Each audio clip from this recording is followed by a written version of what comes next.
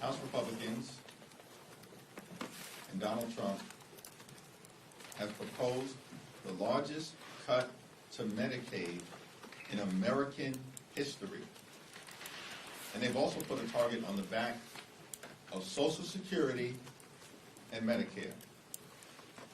So let me be clear. House Democrats are going to stand on the side of the American people, which means standing on the side of Social Security, Medicare, Medicaid, our veterans, nutritional assistance, the children and families, and the health care of every single American.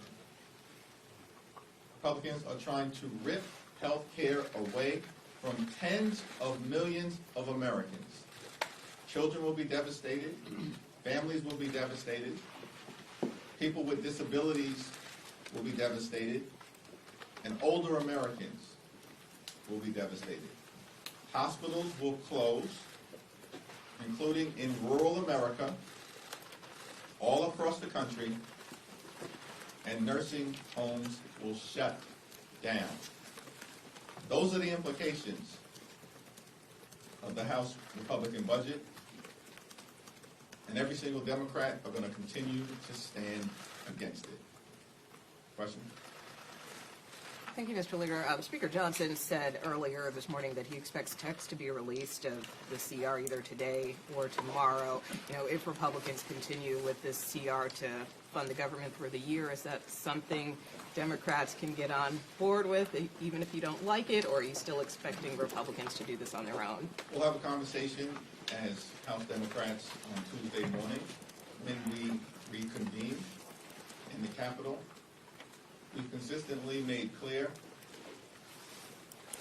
that top-line numbers were agreed upon in a manner consistent with the Bipartisan Fiscal Responsibility Act that Republicans in the House themselves negotiated and supported. A year-long continuing resolution is inconsistent with the Bipartisan Fiscal Responsibility Act. And so if Republicans decide to take this approach, as Speaker Johnson indicated, it's his expectation that Republicans are going it alone. Congressman, Rep. Al Green was just censured by the House. What is your reaction to that? I voted no. The censure resolution put forth by extreme MAGA Republicans is not worth the paper that it was written on.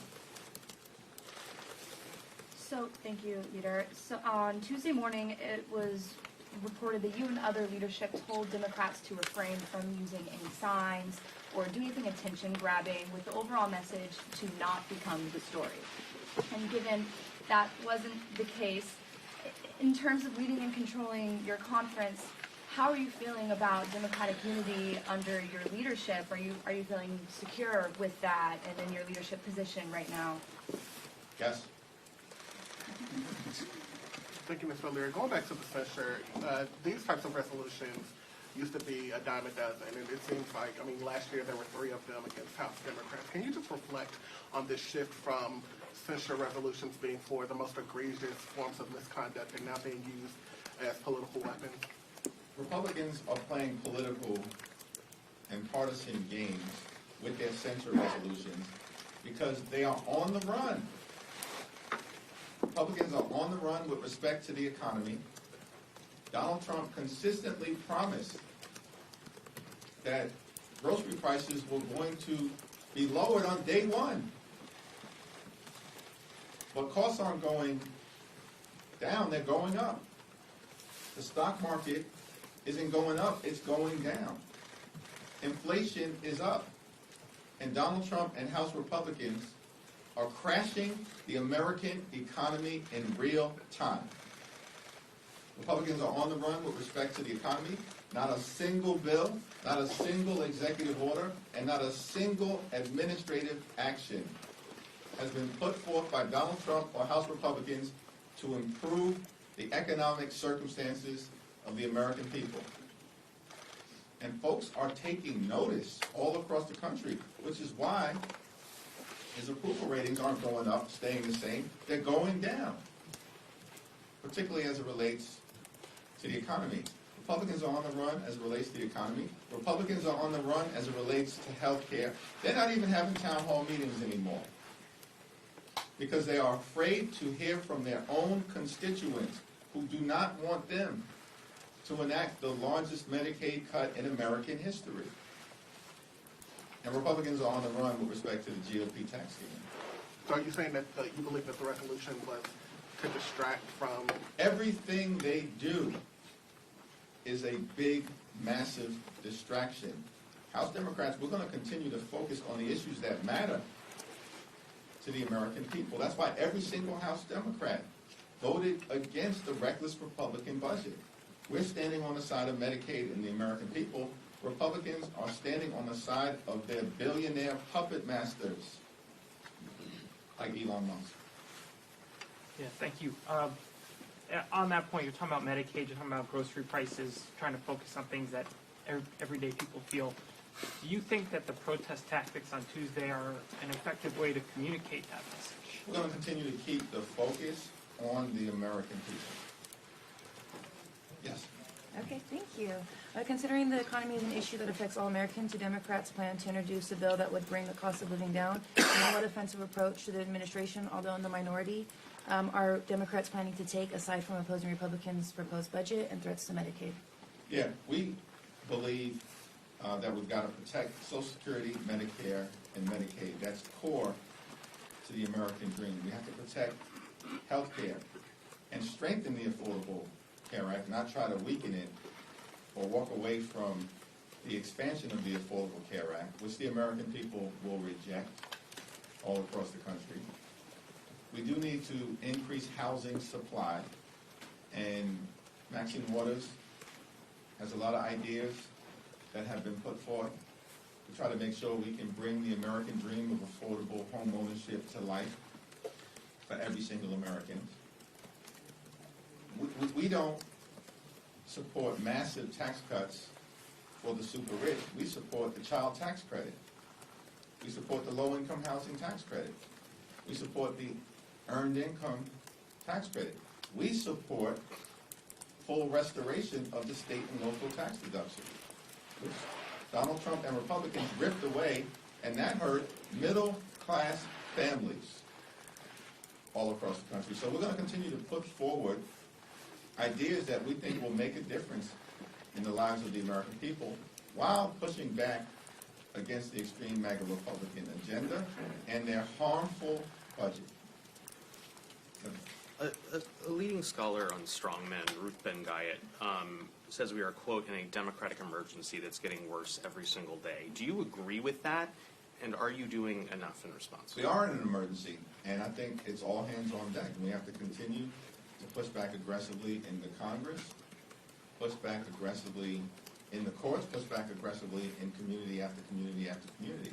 Those that have articulated the emergency circumstances that we're in are essentially suggesting we've never been in this situation before. So of course it's all unprecedented, including how the opposition responds. But this flood the zone strategy, understand clearly, the flood the zone strategy is designed to disorient people. I ain't going to be disoriented. Not going to be disoriented by it all. We have to push back with righteous indignation.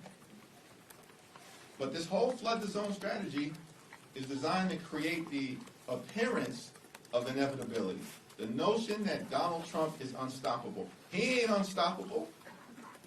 Not a single bill connected to Trump's Project 2025 agenda has passed the House because there's unified Democratic opposition. Not a single bill.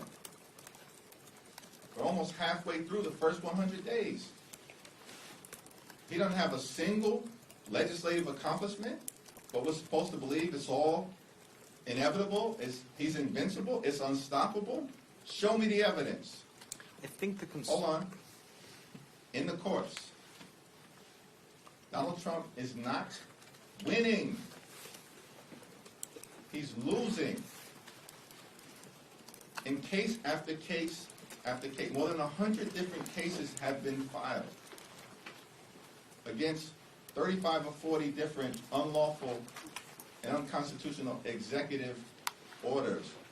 He's either winning or he's losing. What do the facts say? He's losing case after case after case by judges appointed by Democratic presidents and Republican presidents like Reagan, Bush, and Trump himself. As a matter of fact, there have been 2 cases now to go to the Supreme Court. Not 0, not 1, 2. And Donald Trump has lost both cases. One related to USAID and the other related to the Office of Special Counsel. Why is that Office of Special Counsel case important?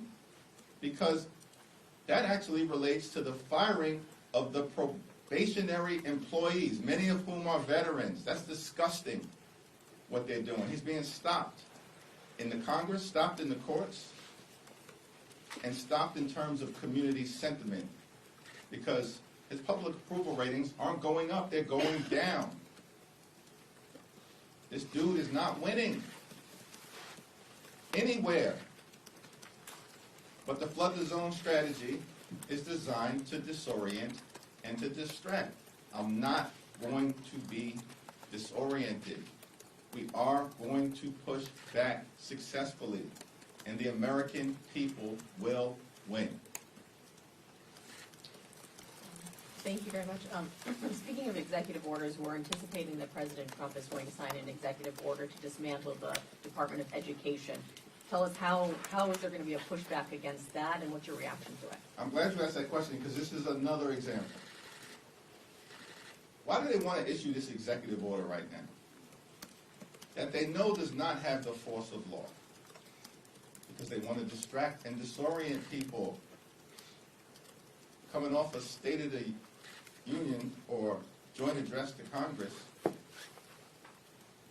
where he spoke for 100 minutes. It was tough. Sitting there listening to it all. But you spent less than 2 minutes on the economy when people are struggling to live paycheck to paycheck in America, the wealthiest country in the history of the world. 2 minutes or less on the economy because he had nothing to say. Costs aren't going up, they're going down. He didn't say a word about Medicaid. And Donald Trump set the table to eradicate Social Security benefits. There is no situation where people who are 100, 150, 200 years old, 300 years old, receiving Social Security benefits. Prove that. Everybody knows he lied to the American people. So it was a horrible performance. One of the most divisive presidential addresses ever delivered in the history of the country. So what do they want to do? Distract from it all. You can't abolish the Department of Education through an executive order. He apparently likes losing in court because he'll lose again. Because as soon as this gets issued, he's going to be sued and he's going to lose. And the votes don't bring the bill to Congress. We welcome that fight. Bring the bill to Congress if you want to get rid of the Department of Education. We'll stand on the side of the American people, and they'll continue to stand on the side of Elon Musk. I want to ask about California Governor Gavin Newsom's comments saying that Democrats were in the wrong for allowing transgender athletes to compete in female and girls sports. What is your response to that after Democrats had opposed the women and girls in sports? I haven't seen his comments.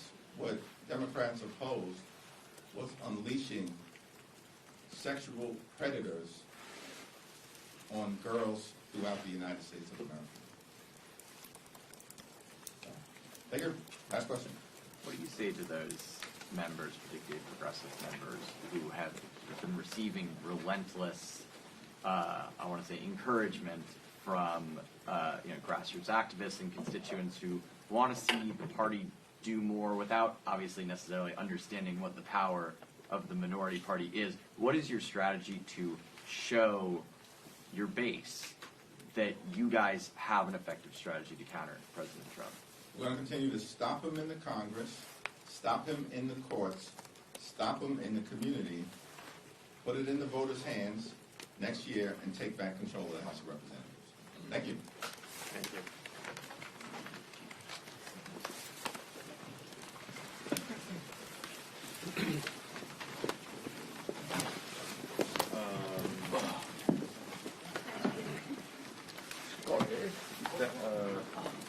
That was the response.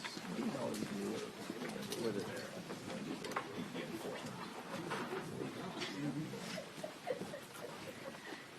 Exactly.